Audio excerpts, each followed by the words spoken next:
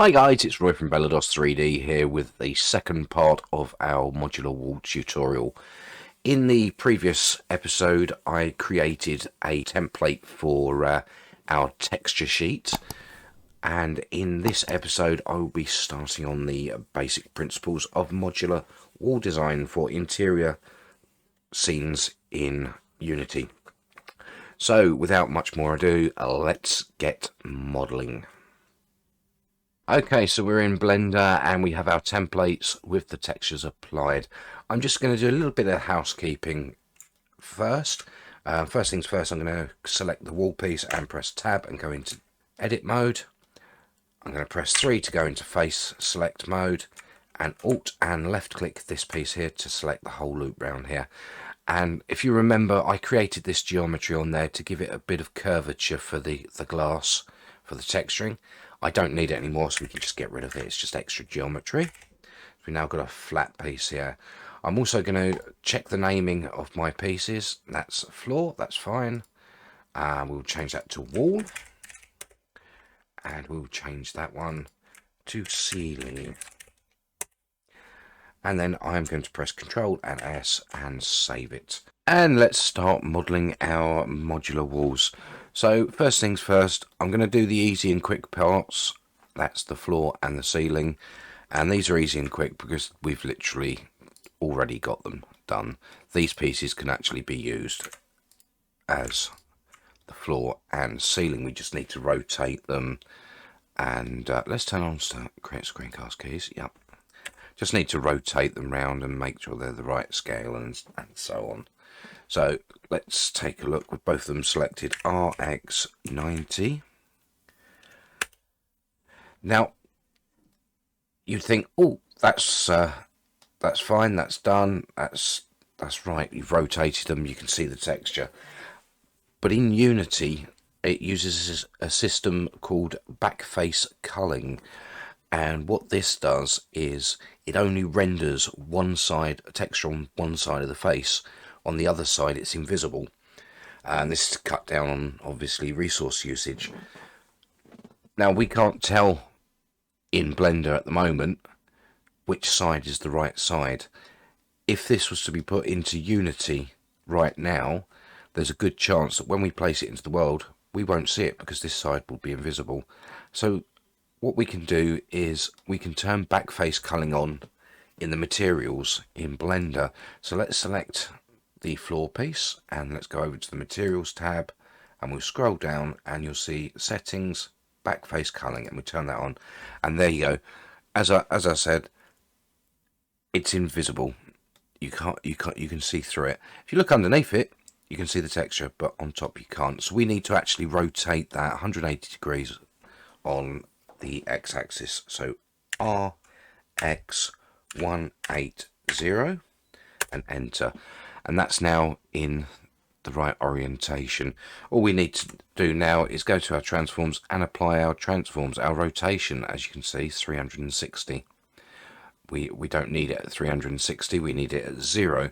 So what we do is Control A and rotation, and if we press Alt G now to return that to the middle of the world,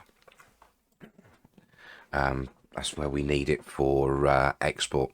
One other thing I'm going to do is I'm going to change the pivot point on this, and the reason for this is I like to have the pivot point on a corner of the object for modular pieces, because then that means that if I was to create walls and they had a corner piece, they would fit along these edges and they would snap on a grid around these edges, rotate around these edges, and fit perfectly. So I'm just going to go back into the model with the edit button. I'm going to select one to go into vertex select that corner vertex, press Shift and S and press select cursor to selected. I'm going to turn that panel off, we don't need it right now. Back into object mode, right click, set origin to 3D cursor, and now our origin is in that corner of the object. If I press Alt G, you can see it perfectly lines up with the center of the the world there. And as you can see, these items, they line up perfectly with this line here. So we know this is going to be able to grid snap if we stick to keeping that pivot point there. So let's do the same with, I'm going to hide this, let's do the same with our ceiling. Now, we're going to be viewing our ceiling from underneath. So again, the orientation might be wrong on this. It looks okay at the moment. If we go over here and turn on backface culling, and it's actually okay, full stop. And again, we'll set the pivot point to the corner, cursor to selected, and set origin to 3D cursor, Alt G to bring it back in the middle and hide it. So that's two pieces already made, all done very quickly. So let's bring our wall back into the scene. And this is our wall template, so I'm going to actually change the name of that. I'm going to call that wall template. Turn my caps lock off.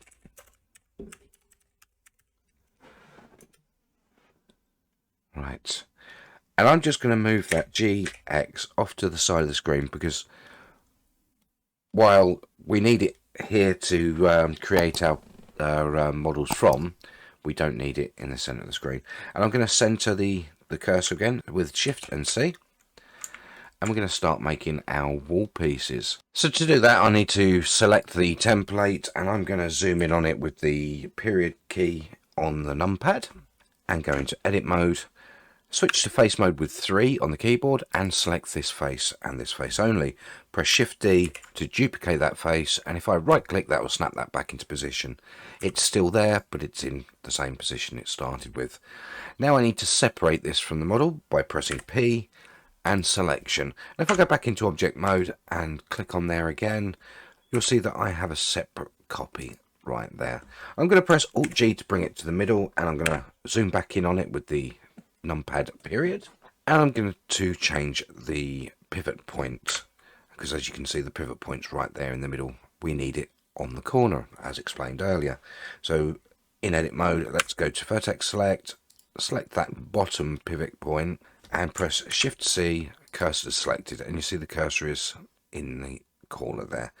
If we tab out, we can then press right click, set origin to 3D cursor, and the origin point now goes to this point here. Remember, this is the insertion point for the model when it goes into Unity. So now when you put it into the world, this bottom edge will rest on the floor and it will pivot around this corner. So let's press Alt G to bring it back to the center, and as you see, it's at floor level. And let's bring our floor piece in. And as you can see, it's perfectly lined along the edge. And if I was to press RZ -90, that would perfectly align along that edge. But because it's modular, we need to think of scale, and we need to have this scale of this wall at about the same scale as this piece, so that everything can be snapped together on a grid if you want to, and everything can be rotated around without too much shifting and stretching and moving it around in Unity. So let's have a look at this floor piece and see what size it is. Press N, and we can see it's actually 2 meters on the X across this way and 2 meters on the Y.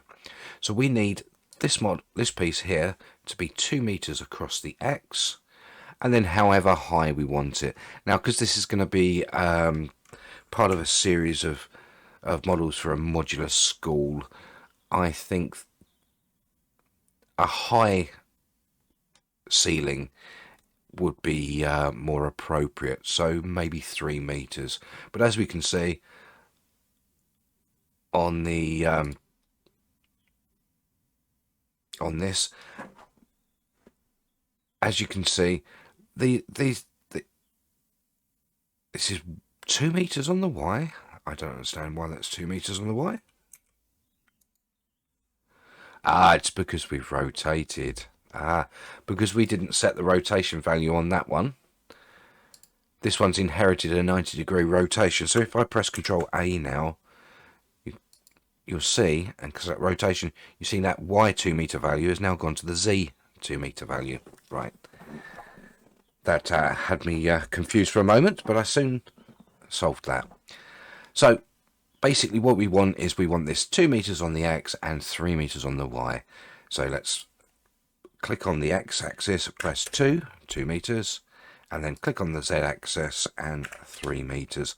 And there's our wall piece. And as you see, that fits that tile perfectly, and it can be rotated around to fit on that side perfectly. And you could all add this together on a grid. Now, that's our wall almost finished. We've got one more thing to do, and I'm going to hide the floor first. In fact, no, I'm going to leave the floor on there so we can see what we're doing. Now, when you place this walls in the world, it's only going to be one-sided, so obviously you're going to have the back face culling in the world. That's going to be invisible, and you'll need sometimes to be able to see the other side of the wall. Now, if I was just to take a copy of this, turn it around and put it on the back side, it would be flush to this piece. They would exist in the same space, and that would create what they call Z-clashing. And Z-clashing is where the renderer doesn't know which of the faces to render first, because they're existing in the same place. So you get like a sort of hashed flickering shadow as you move around, and we don't want that. So we want to actually give a bit of thickness to the wall. And remember, we put the origin point here. Now if we offset the wall from the origin point by, say, 3 centimeters, in Unity when we place this, and if we place one on the back of it, you'll have a 6 centimeter gap between the two, which will be more than enough for the renderer to be able to sort out the rendering order, but it will give it a bit of thickness and make the wall look a little bit more real and solid. So if we go into edit mode and select everything, we press GY minus 0.0 and 3, and that will just bring that forward just enough so that when we create another one, Shift D, RZ 180, and then because it's pivoting on that corner, bring it back GX2. And as you can see, there's a decent amount of space there, so it's a more solid looking wall if you want another side to it. And that's why we only actually create one side, because sometimes you don't want the other side. You might want to create a corridor and you don't want to create the rooms off to the side of it, so you don't need a back wall, and that's just extra geometry. If we do just the one side and then you place both sides as you want, it gives you a lot more scope for your creativity within Unity. So that's why we always do just the one side. And of course, because it's modular and it's all based off of the one texture sheet instead of being individually textured, we could actually in Unity create another material with a new texture based on the same template, and we could, any of our walls, we could change that material so that we could have different materials on either side. For example, off screen, I've created another texture for my walls. So let's click on the back wall and go to our materials tab, and we just change that to wall 2. As you can see, we've now got a plaster on the back and the front, and you wouldn't be able to do that if we'd created this as one model. But because it's 2 separate models, well, it's actually only one model that you use multiple times, but you can add different materials to it, and you can make both sides different, like so. So let's just delete this side for now, and let's create some skirting. And to do that, if I select on the wall piece and tab into edit mode, then press A to select everything, press Shift D to duplicate and snap it into position with the right click. And then what I'm going to do is I'm just going to move it forward just a touch, GY minus 0.02, just to bring it away from the wall there. And if I just go up to the top here, I can go into edge select mode with the 2, press 1 on the numpad to go to front orthographic, just zoom out a little bit, and press GZ to bring it all the way down to the bottom. Probably about there should be enough. And then we have our piece there for the skirting. Let's go to face select with the 3 button and select that face. Now I want to extrude it all the way back just to this wall. So what I'm going to do is I'm going to go up here to my snapping tool. I'm not going to turn it on. I'm just going to use the menu to select edge, because you don't actually need to have it switched on all the time to use snapping. So now if I press E and Y to bring it back, I can then hover over this edge and press the control button, and it snaps directly to that piece. So it brings it flush with the wall piece. Now I'm going to delete this face because I don't need the back face, and I'm going to delete the bottom face because I don't need the bottom face. And most skirting boards have a little bit of a taper to it. So what I'm going to do is in front mode, I'm going to press Ctrl and R, bring it over to the edge here, click once and then slide it up, and I'd say about that far should be enough. So that gives me an edge loop around that area. So I can now click the top piece, GY, and holding the shift for fine movement, I can just bring that back about halfway. And that gives us the main shape of our skirting board. Now what I want to do here, I want to give it a little bit of a bevel around the edges. So I'm just going to select the edges that would be beveled. Now we don't need to select any of the back faces or these pieces here or along the front there, because there's no geometry there for it to bevel, because we deleted those faces, and we only need to see a bevel where it's going to be seen. So let's select all of them, make sure we've selected all of them, that's right. Press Ctrl B, and you're holding again the shift button to slow it down a little bit, just bring it out a bit, and we'll cycle it up on the mouse wheel once, just like so. And that should be about enough there. Now we need to unwrap and texture it. So the way we're going to do that, very simply, is I'm going to select this piece here, and let's zoom in on that to get it better. This piece and this piece. And then I'm going to go to the other end, and if I can get in close enough, I'm going to do the same on this end. This piece, nope.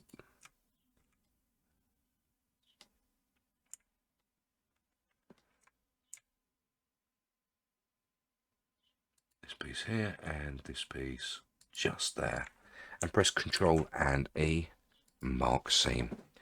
Now if we go into the UV editing mode and make sure the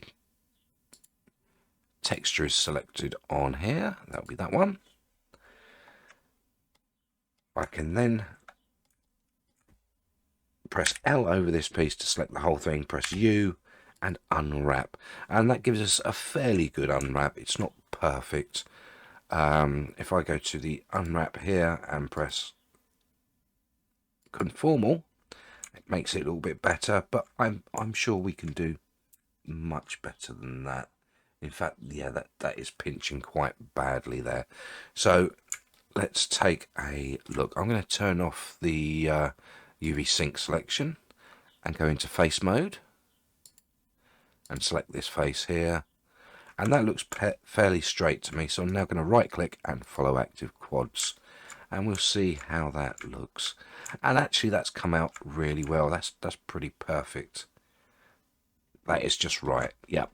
So let's select everything with A and bring it over to the area with the wood, and we will shrink it down just like so. And there we have our skirting board. And next we need to add some coving at the top of the walls. So let's take a look, and we'll do almost the same sort of process as that. We'll go into the wall and we will select this piece and Shift D to duplicate it. And I'm just going to move this back a tiny bit, even less than the other one, GY minus 0.01 forward. So we've then got it just a little bit forward, and I'm going to clear everything and select the skirting. I'm going to hide that for now. And in edge mode, I'm going to select this bottom edge, press 1 on the keyboard, GZ, and we'll bring it up. And coving's probably about that sort of height. I'd say that was about right. And again, exactly the same as with the skirting board. Select that face, EY, and then Control to bring it in. This time we want to keep the bottom, but we want to delete the back and we want to delete the top, because you're never going to see the top unless you're doing a third person isometric type game, but this is mainly for first person use. Right, so let's see. A coving has usually got a bit of shape to it, so I'm going to add a loop in the middle there.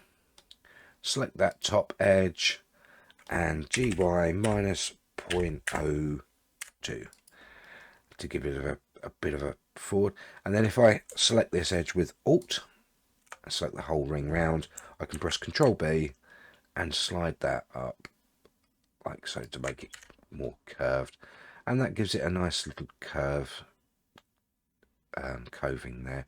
And I think what I might do is I'm going to take this edge here, Alt click that edge, just move it up a little bit more, and then just select the front edge and GY and press Control to bring it level with that thing. So we've got a flat piece on the front like so.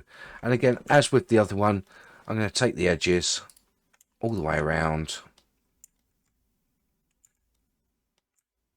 select all the edges, whoops, and these edges here and here, select all of those edges and give them a bevel. Control B and just a small bevel like so, just to give it a bit more natural look. And then also when we join the modular pieces, you'll see it will look like it's in sections, which is usually how coving is. It would be like in meter sections, etc. So let's take a look at this to see if we can get our marked seams, and we will select, as we did before, these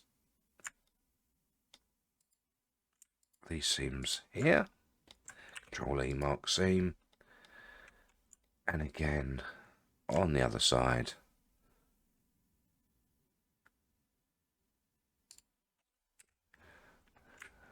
Control E, mark seam,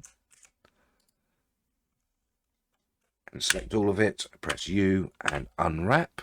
Now that's a bit disformed, but we can sort that out by pressing 3 and selecting one of these squares. I think that looks fairly straight, that one. So again, right click, follow active quads, and that should give a nice little neat unwrap there. And then we just bring it into our coving material over here, which is our plaster material, and we'll shrink it down to fit that box there, like so. And there we have our plaster coving at the top of the wall. And that's our basic wall shape. Very, very simple and very basic. I'm going to turn backface culling on that because that's how it would look in the game engine. And as you can see, by turning on backface culling, you notice that some parts have disappeared, but you can see them on the other side. And that's our normal direction. Now, if I was to go up here and click on this down arrow there and select face orientation, it should be showing it, but it's not. That's because I've got backface culling on, sorry. You'll notice that all of these are red. That means the normal's pointing in the wrong direction. It's pointing backwards instead of forwards. So let's, in the edit mode, unhide the skirting board and select the coving and press Shift and N, and that recalculates the normals. And now, as you can see, they're facing the right way. If I press the backface culling, they're invisible from the rear instead of from the front. So that's our basic wall shape, and as you can see, if I duplicate this now and I press GY-2, bring it over here, RZ90, bring it there, I can select another one, GX2, it all fits together perfectly and without seams or visible edges, and it all looks really nice and neat. And I could even change these materials like so and give it a different look altogether. There we go, and that's our basic modular wall pieces for now. In the next video I will be creating a corner piece, a doorway, and a piece with a window at the top. As you've seen in many of these high schools, you'll have the corridor and all the doors, and you'll have a row of windows all the way along the top of the wall. I hope you've enjoyed this video. I hope you learned something from it. If you have, hit the like button, it really helps with the algorithm. Subscribe to see more videos like this, and hit the notification if you want to be alerted whenever a new video comes out. Thank you very much for joining me, and I hope to see you in the next video.